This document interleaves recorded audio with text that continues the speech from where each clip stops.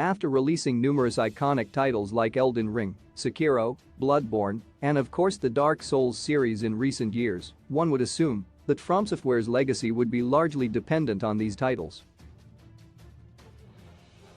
As it turns out, the developer made moves as early as the 90s with another series called King's Field.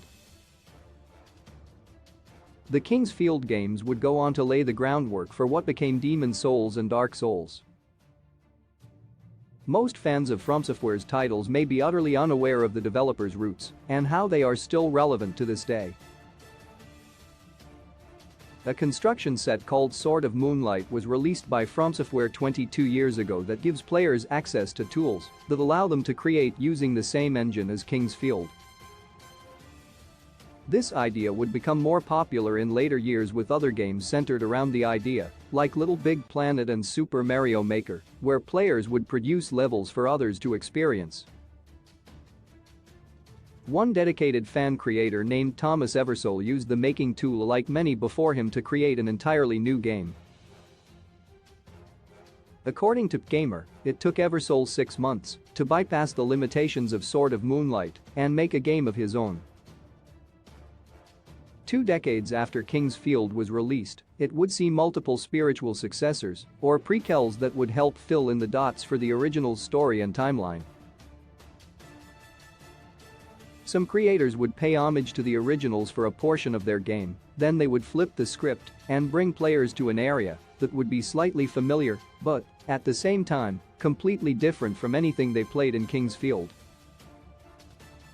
Some creators would even include FMV introductions in their games to really set the mood for the experience they've tailored.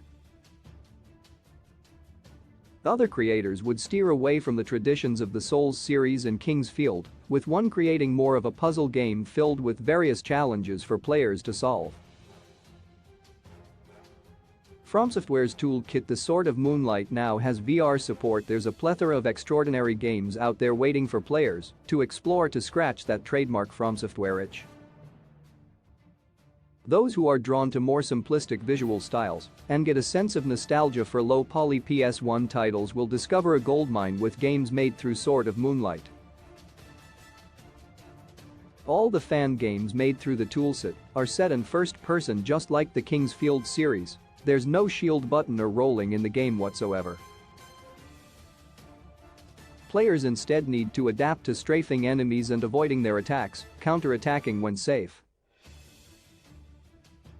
The first-person view helps immerse the player into the world they are venturing in, and to the surprise of many, there are 0 loading screens beside the initial boot-up into the game, making everything seamless. With the difficulty of the games FromSoftware has created over the years, it makes sense that its fans would be some of the most dedicated. Sword of Moonlight isn't very user-friendly by today's standards, and learning it can be an extremely difficult task, but that's never deterred players before. Fans have added VR support, jumping, and other quality-of-life changes to a tool most players have never heard about. Most fans may recognize that the Sword of Moonlight, aka the Moonlight Great Sword, has been a trademark weapon that has made appearances in nearly every game the developer has released. It's nice to see that FromSoftware's King's Field and the legacy of its creation tool will live on for years to come, and for creatives, the tool could be the gateway to a career in game development. Source: Gamer.